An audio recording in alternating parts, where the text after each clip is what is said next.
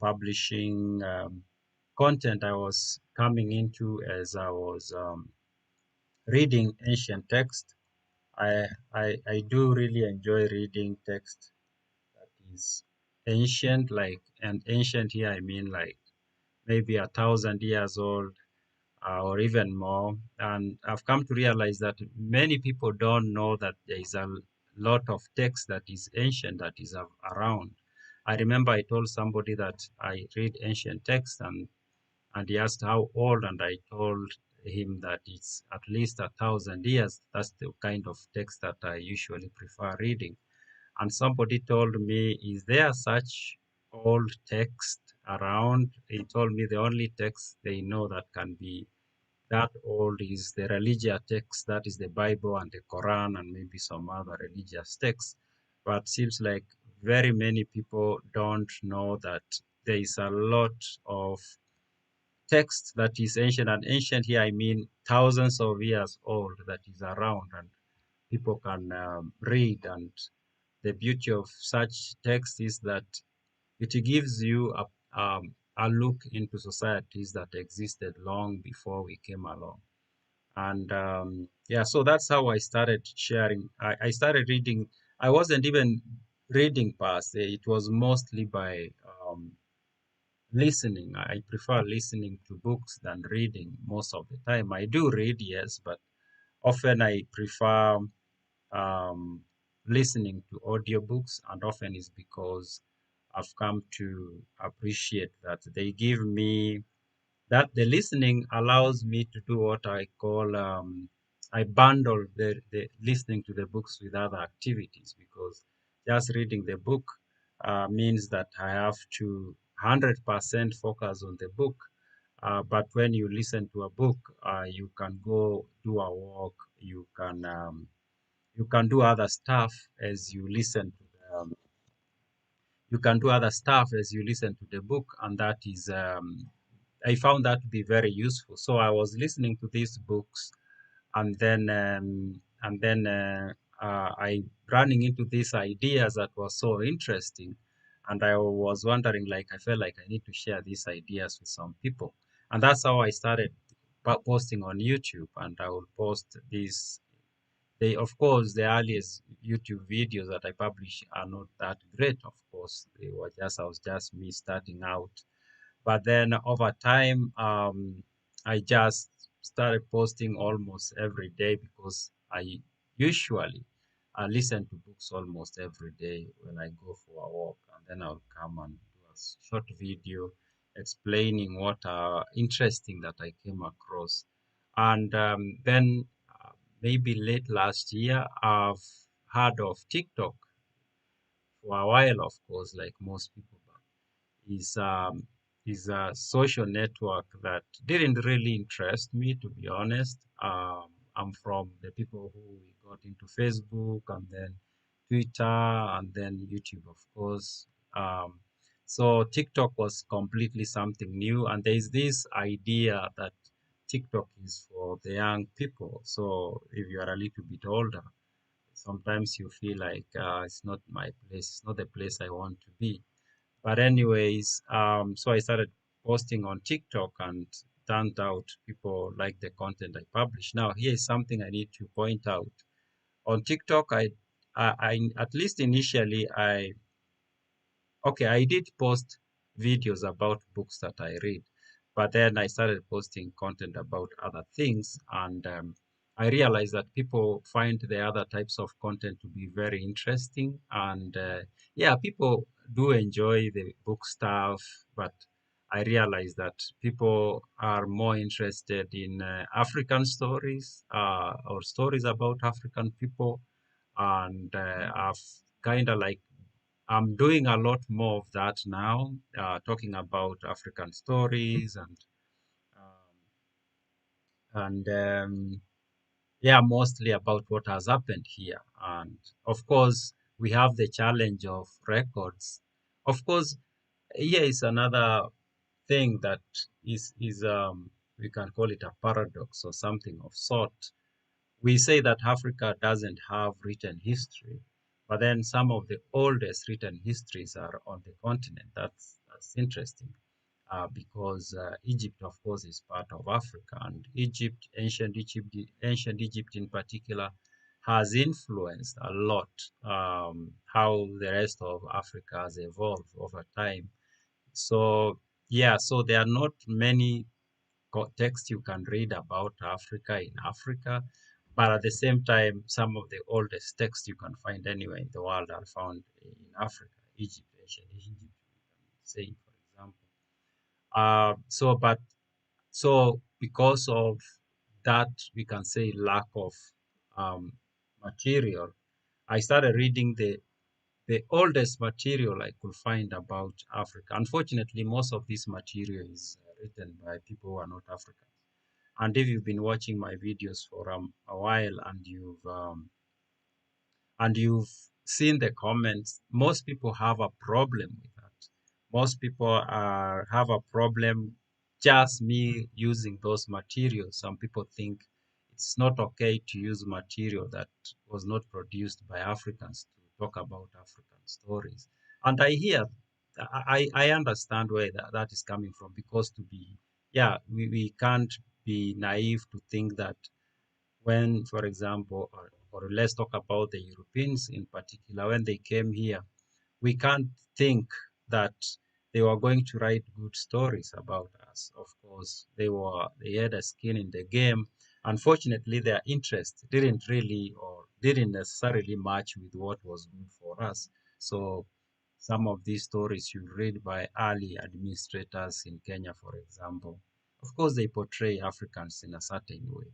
And but yeah, I've said in another video, or I've given my reasons why I have decided or have chosen to nevertheless use those materials to talk about, because it happens that to a large extent, those are the only materials that we have that can tell us anything, especially in the last maybe uh, 200 years. Like that's the only material we can get.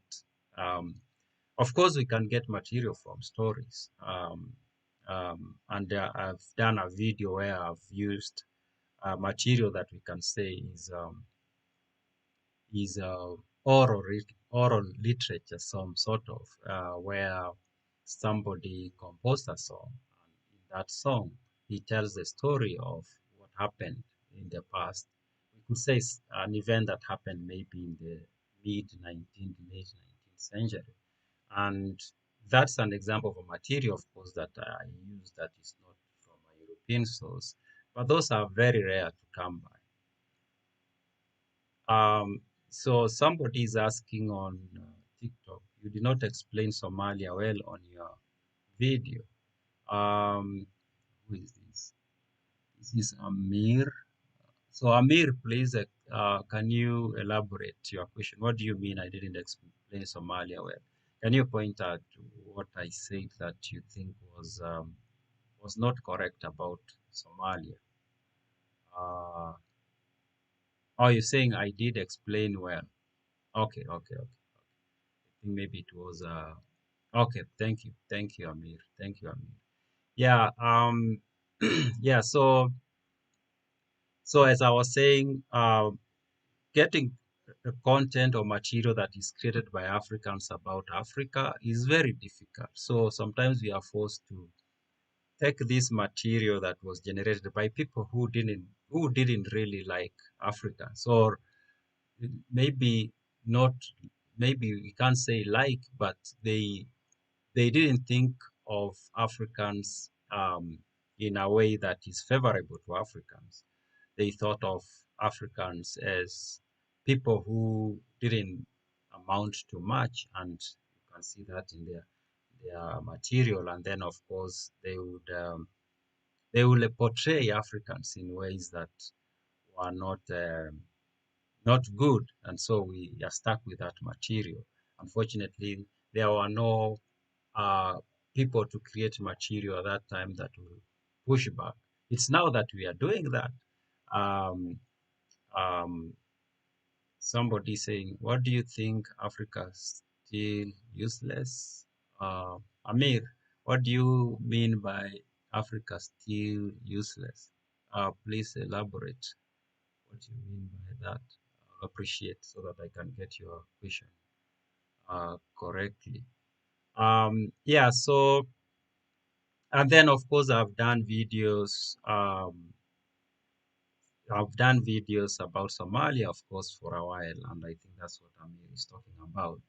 And Somalia is one interesting country. It's a country that has a lot of um, history that is getting overshadowed by events that are happening, or events that have happened in the last few years. It's and here is something I was thinking about when I was thinking of Somalia. Um, and it's very unfortunate, to be honest. And I think there are people of Somali or people who are from Somalia as a country in particular, maybe are watching right now. Something very unfortunate that I'm seeing in the comments, and it's this. It's like there is this image of Somalia that has persisted for so long, and I don't blame anyone for having that because maybe it's likely maybe over 60% of the people who are alive today who are Somali were born after 1991. So you won't blame them for having this image, and not only Somalis, to be honest. And sorry, these are random thoughts, so I might lose track of what else I'm saying and then jumping into other stories. It's not only Somalis, but we will say most people who know about Somalia. And most people, especially Africans who are alive today, could be like maybe 60% were born after 1991. So, of course, the image of Somalia that they have is a certain type of image. And unfortunately, this image is not just it's a negative image.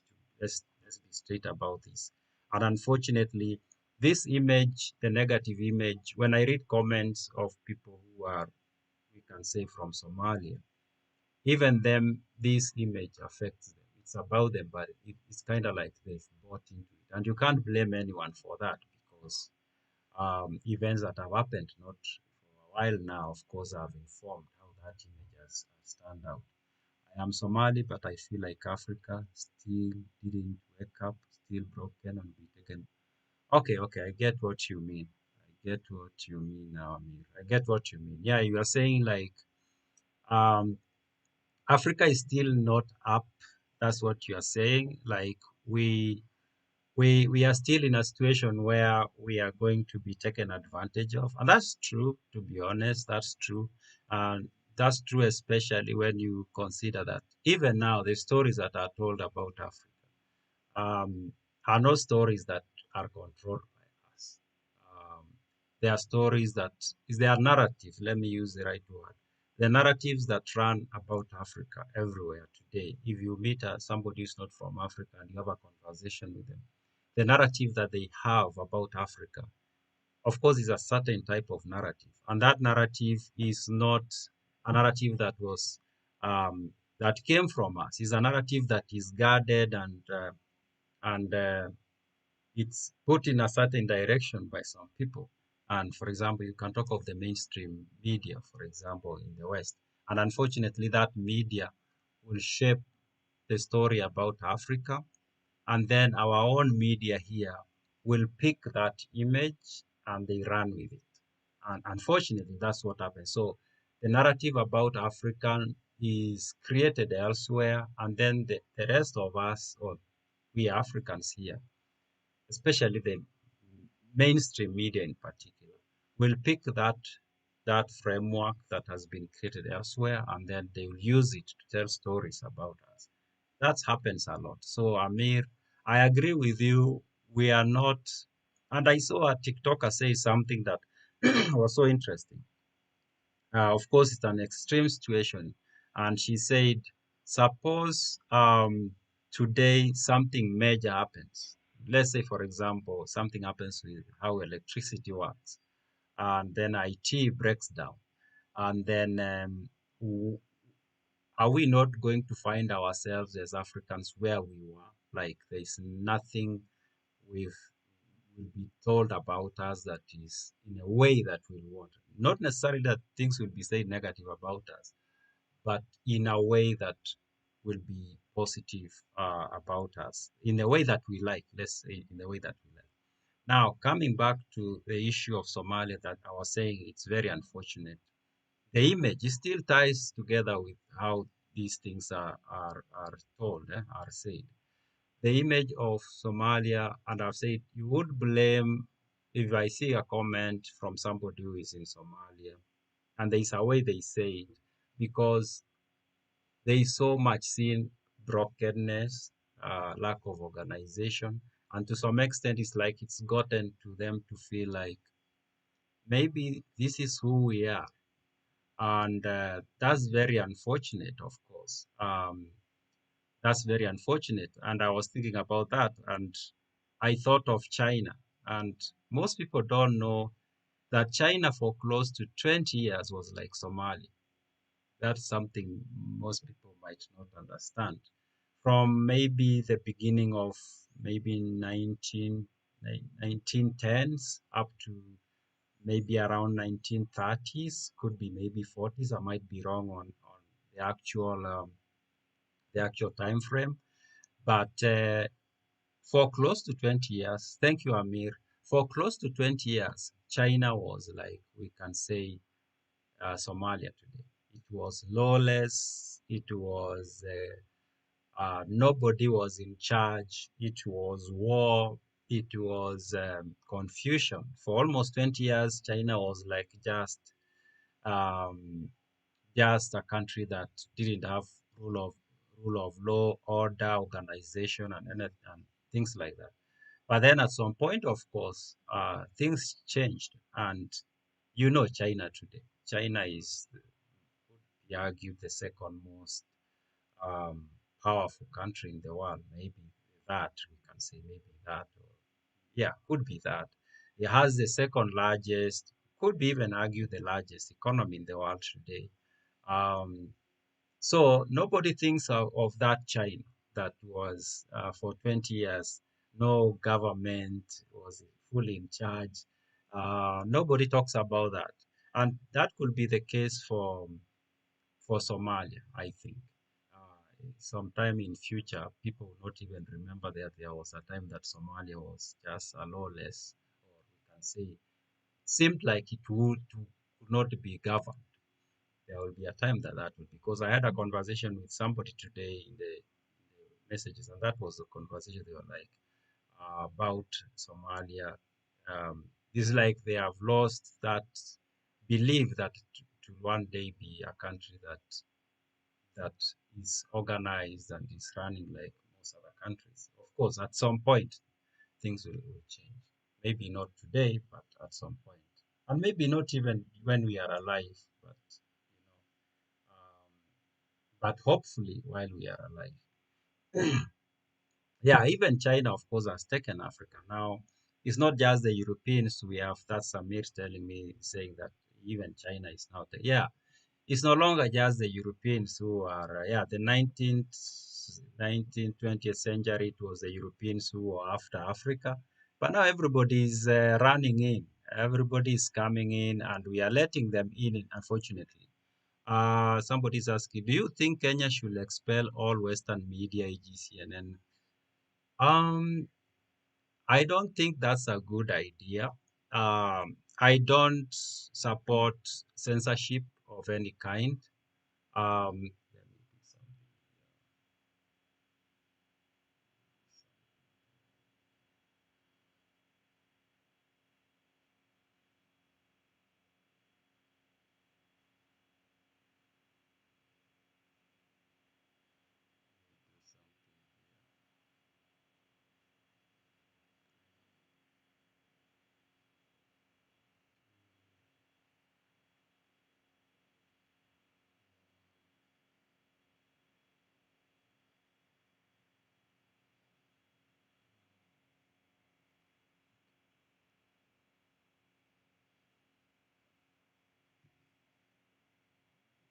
Yeah. So somebody say, do you think Kenya should expel all Western media, e.g.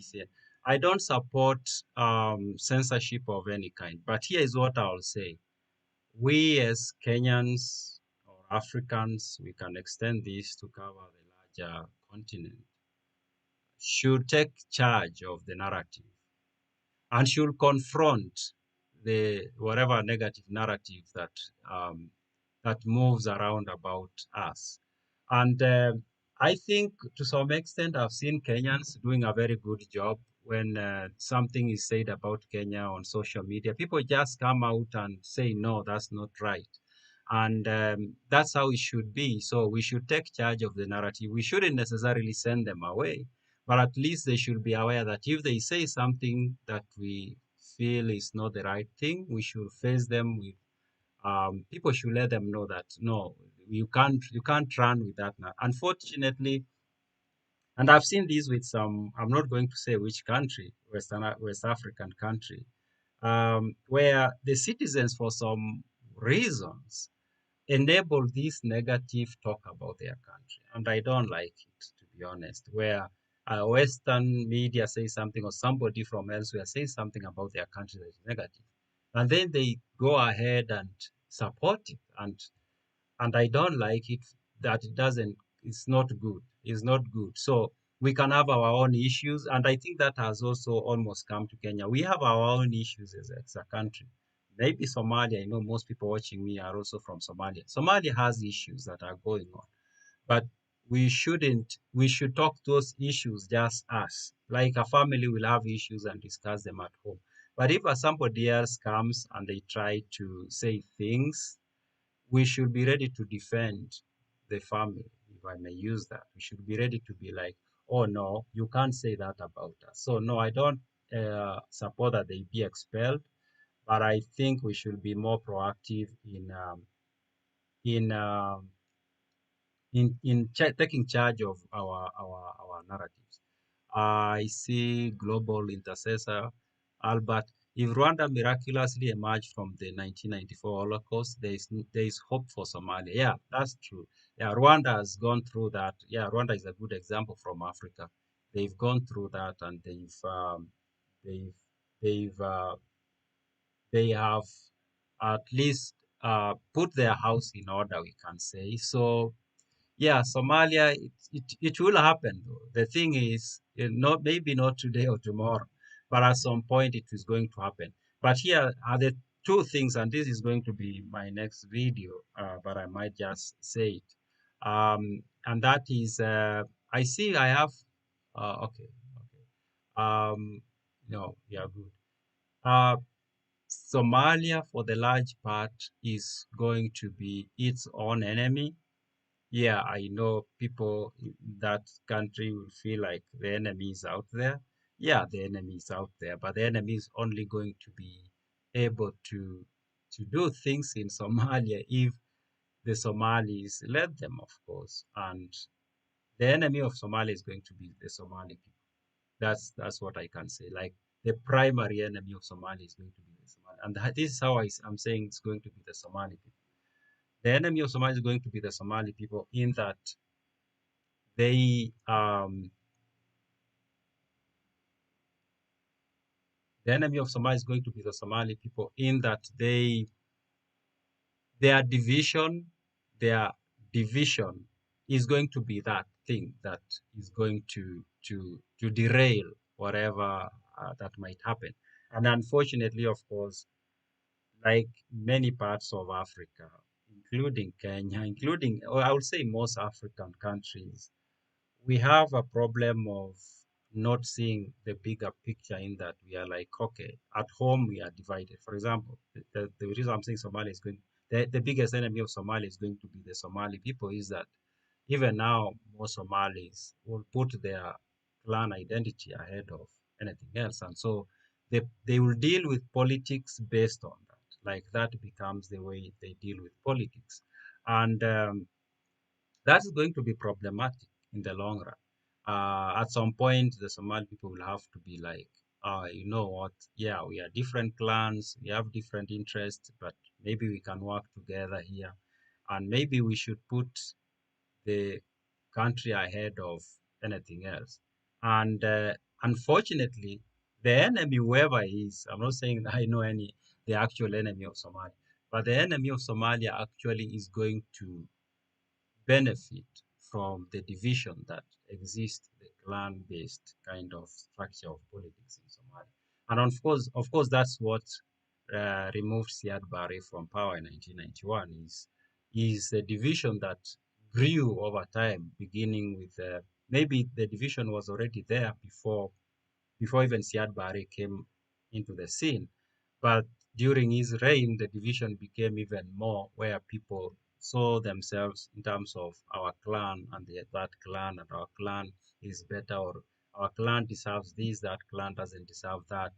And that division, of course, went on. And at some point, of course, Siad Barre had to run away from Somalia because he was facing not, he was facing clans that felt he had wronged them and likely wronged them. So you could also say that he became a victim of that mentality himself. Um, let me see there are more messages. So Amir says Siad Barre was one of the greatest African leaders ever. After him, we've become animal. Yes, Siad Barre was he because right now there is nobody to really compare him to, and I know I've seen there are people who didn't like him, of course.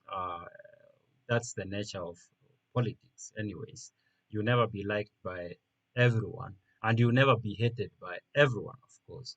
So, but the fact of the matter is, maybe we can attempt to compare him with the first two presidents, Shamarke and the first president and the other first president of Somalia. But unfortunately, those two were not around long enough for them to leave a mark. Siad Barre managed to stay around for quite a while.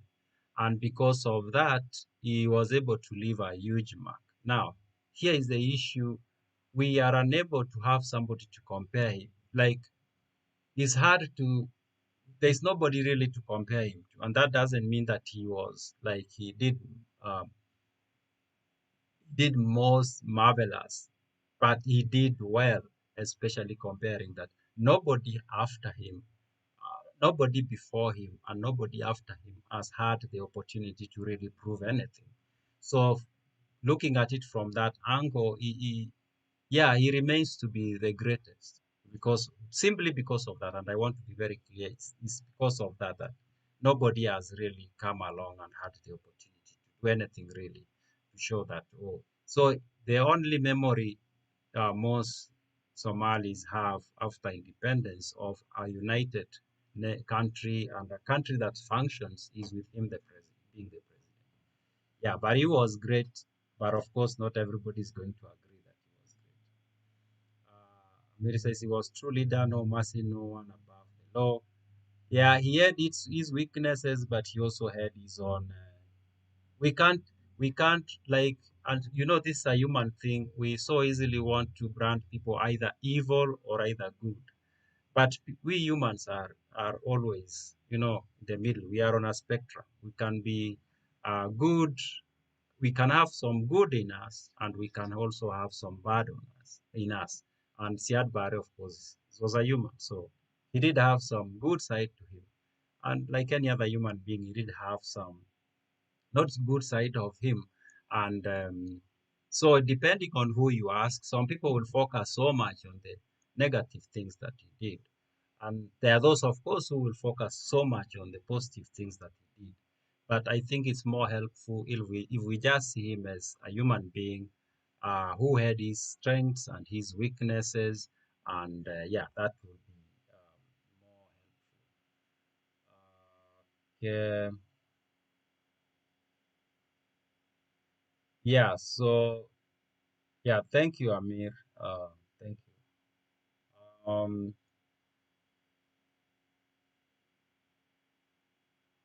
Yeah, so African history is interesting. Even the most recent history is very interesting. And yeah, so I'll continue doing that. I'll continue um, finding stories that are kind of like, because here is the thing, there are these stories that are told about Africa that, and it's the nature of the internet, in this case, where they are told in a certain way simply because the story, the whoever telling the story wants it to be interesting, of course, for views or for clicks.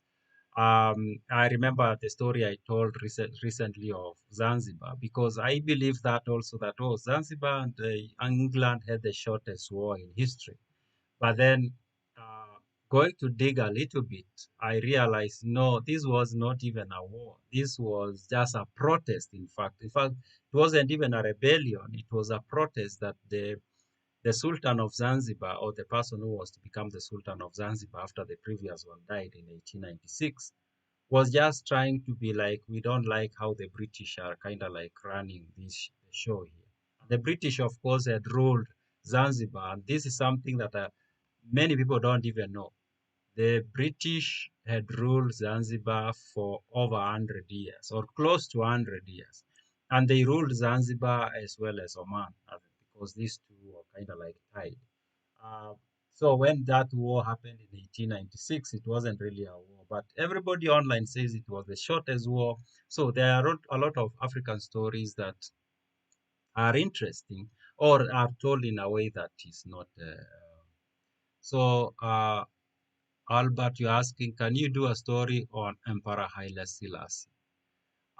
Yeah, that's an interesting character, of course, in East African history. Um, yeah, of course, he's the last emperor of Ethiopia, and there's this claim that he comes from this dynasty that was around for a very long time. Yeah, so of course, I will find some stories to say about him, create a few videos about him. There's somebody, Al Kabod. Nobody can be called great because nobody has done better than him, especially after he destroyed all. You say nobody can be called great because nobody has done better than him. Yeah, I think you are talking about Al Kabod. I think you are talking about Siad Barre. Yeah, we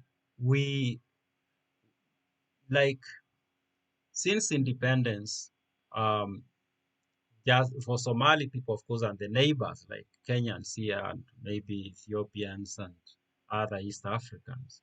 Of course, the only time that Somalia has been known to be stable and running is when Siad Barre was the president. Of course, there are the first two presidents who are often forgotten, to be honest. Even the first president of Somalia, his name keep skipping my mind. That says a lot. I just remember the second president, Shamarke, because of course he was assassinated. Um, those ones we don't even have. Some Shamarki, of course, as I've said, is so much talked about because of the incident. But the first president of most people don't talk about him. Now, after Siad Barre has left, and Siad Barre was there 69, 79, 89, that is 20 something years, 23, 24, 22 years, I think. That's a long time to be a president. And then after he leaves, the country has not had, of course, it has had presidents, but they've not had as much control and organization as Siad Barre had. So it's very hard to compare it to anybody, really. You say in Kenya the topics you cover will not be allowed on mass media. You could even get abducted. Yeah, of course, there are stories that people wouldn't want, or some people wouldn't want being talked about. Um, but that's unfortunate though, because I believe in having ideas, even the ideas that we think are really terrible, because as long as somebody is telling, it has an idea and they are talking about it, there is a reason why they are talking about it. So we shouldn't be like, oh, that idea should not be heard. That idea should be, no, we should let ideas flourish, and the bad ideas will die by themselves. If I start talking of things that don't really make sense, of course, that will that those ideas will be overwhelmed by people, will be like, that's wrong, that's wrong, that's wrong, and people giving better logic.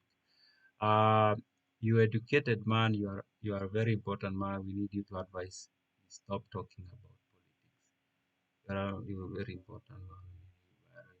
So you're saying I stop talking about politics.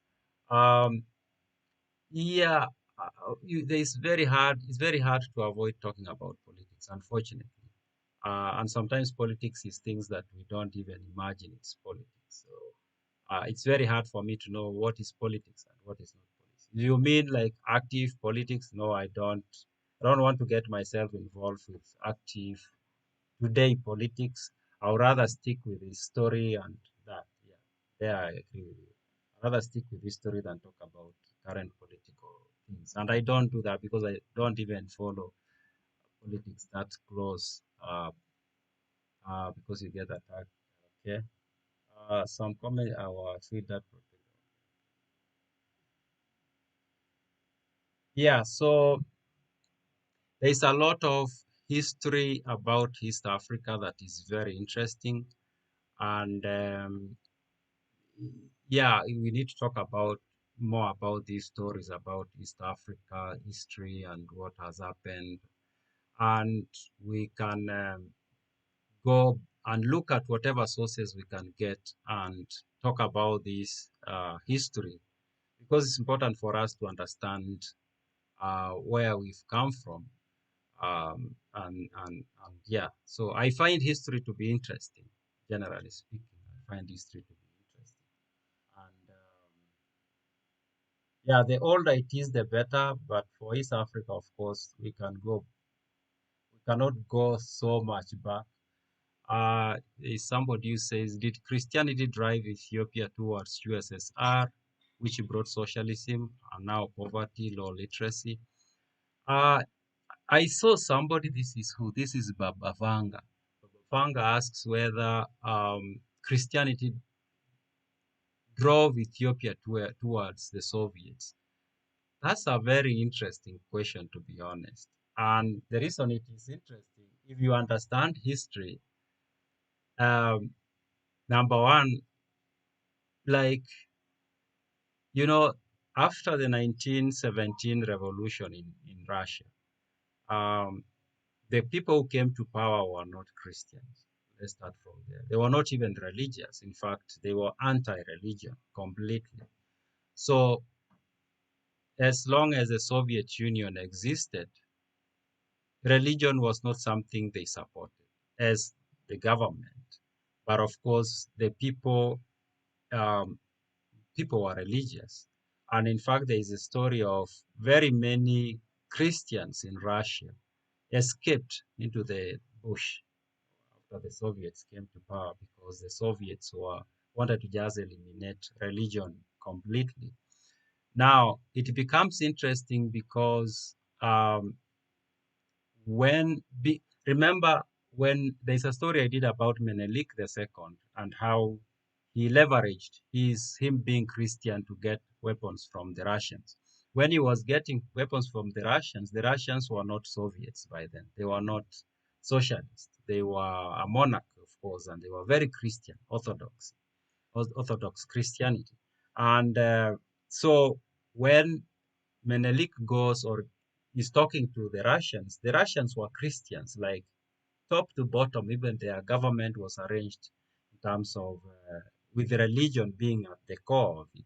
And that could have uh, highly likely made it easier for the Russians to help the Ethiopians at that point. But now, I guess, Baba Vanga, you're speaking, and maybe I'm wrong, you can correct me. You're talking about the 1977 war, or 1970, yeah, 77 war between Somalia and Ethiopia. Um, there is a little bit complex because uh, the Soviets, the Russians, by then, the government was not Christian at all. Um, and of course, Ethiopia was like most African countries in the 60s and 70s. There were these movements towards socialist movements, of course. Even Somalia was socialist at that point. And so it's hard to say, sometimes you have to differentiate the people, the government, and some elements that come up that drive certain types of political ideology. So if Christianity drove Ethiopia towards USSR in the latter, after independence, no, I would say socialism drove them USSR. Of course, some elements emerged that thought socialism was the better way to go. And of course, they looked towards the Soviets because the Soviets were the ones who had implemented it and were kind of like pushing it around the world. The Kenya government protects the negative narrative put out by the West about Africa. Yeah, possible. I don't have evidence to support that. Could be. You never know what happens in this whatever. It's possible. It's possible some people somehow do it. I don't know. But what I know for sure is that um, there's always um, there's always this need to push different narratives because these narratives that shape how politics is done and how different interests are taken care of. So, of course, there are people who will be so interested to have certain narratives run and certain narratives ignored. So, yeah, it's possible. I don't know about that, but I see how it could likely be possible. Tribalism was a long-standing issue in Somalia, worsened after independence. Yeah, in that case, I don't think it's only Somalia, of course. That is Sharma vibes. It's not only Somalia that has that problem. Kenya has problem of tribalism that is always, of course, is always affecting how things run. And most countries have the same problem in Africa. Most countries do. So it's not a unique problem to Somalia. There are few that seem like they don't. We can say, for example, Tanzania. Tanzania is a very interesting case. They seem like tribalism is not a huge problem there. Um, but the rest of Africa, everywhere, tribalism is an issue. It just turns out that in some countries it goes out of hand and it ruins the state. In some others, it remains there. It is tolerated, but it's there. It's always there. How come you said Christianity, the very reason used to colonize Africa, saved Ethiopia? Aha, that's a good question. I can't read your name those in some other character, some other writing style. But yeah, I think you should watch that video in context. You should watch it within a context. And the only reason I say that Christianity saved Ethiopia is that because of Ethiopia being already a Christian society or state, we can even say, the Europeans kind of like broke some rules for the state that existed then. And a big part of that was the weaponry. The Abyssinians, as they were called then, were able to access very good weaponry from Russia, from France, from Italy. The rest of nations that existed in Africa, they they resisted, but it was just bow and arrow for the most part, and that did not take them very far, and that's how the rest of Africa was easily colonized. If the rest of Africa had the same access to the same weapons as the Menelik II had, colonization would have not happened, at least not to the extent that it went. So I request you watch that video within a context. Of course, um, Christianity was used to colonize Africa. That's another factor, of course, and I don't disagree with that. I was talking in that context of Ethiopia being able to have some rules broken for it, especially when it came to accessing weapons. But of course, yeah, Christianity, we can say, was used to colonize Africa. Yeah, that's something that many people agree with. Siad Barre promised before he came to power to fight tribalism and corruption. Yeah, that's interesting. I've also read somewhere about that he did take the way I've read, he says that he did take some steps to fight it. Um, he did, and it's the same case to Kenya, for example. When Moi became president in 1978, he actively started fighting tribalism, actively, in fact. When you look at the story of Moi and tribalism, and then you look at the story of Siad Barre, they are so similar in that regard only, I have to point out. When Moi came into power in 1978, the first things he wanted to do was to fight corruption. In fact, he banned associations that were tribally based, including the likes of Gema, the likes of what is it called, Mijikenda Association, the likes of Luo Union. He fought those because he wanted Kenya to be like not tribalist. But then later on, his government, of course, was accused of being very tribal. And the same case to Siad Barre. When he came, he said he wanted to fight tribalism, we can say, but then he has been accused of being that. So, and often we have to be very careful with these accusations because in politics, it's not only your actions that shape your image, but also the actions of your opponents. So that's something we need to bear in mind. Yeah, dedicate 30 years to addressing these challenges while criticized for some actions. Yeah, yeah, I agree with you, Michelle. Somebody else says tribalism is used by the West to destabilize African countries. Yes, and this is what I said about the enemy of Somalia being the Somali people. The enemy of Kenya is going to be Kenyan people. The enemy of Ugandans, the enemy of Rwanda, the enemy of DR Congo, and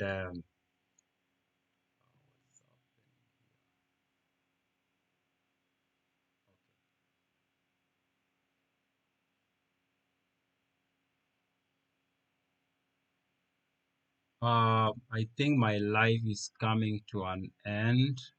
Let's see.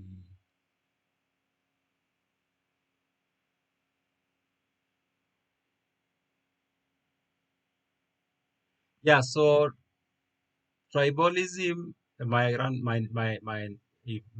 is coming to an end in the next 2 3 minutes. So yeah, to finish up, yes, tribalism will always be used by others, of course. People will always seek what divides you to use that to infiltrate and to ruin. Um, yeah, so other people will come in, see you are divided, and then they use those divisions, of course. And so it's a case that the West, of course, will come to Africa. That's the easiest way to break Africa today, is to use different tribes. I come with Ethiopia saved by sweet blood to break. Okay, okay. Same guy. Say for yeah, I'll agree to disagree with you. And let me make it this very clear. Ethiopia fought and saved itself. The point of my video was not to make it seem like Ethiopians did not fight. They did, but they got access to the weapons to do that. So don't take it to mean that I don't appreciate that the Ethiopians fought under Menelik. Um, Ethiopians avoided color, then how comes they are lagging behind on every nation in Africa? That's a good point, Baba Vanga, to go to discuss. Yeah, that's a very interesting one. So yeah, so my live will end there. Hopefully we can have another live. Maybe we have a live tomorrow. We have a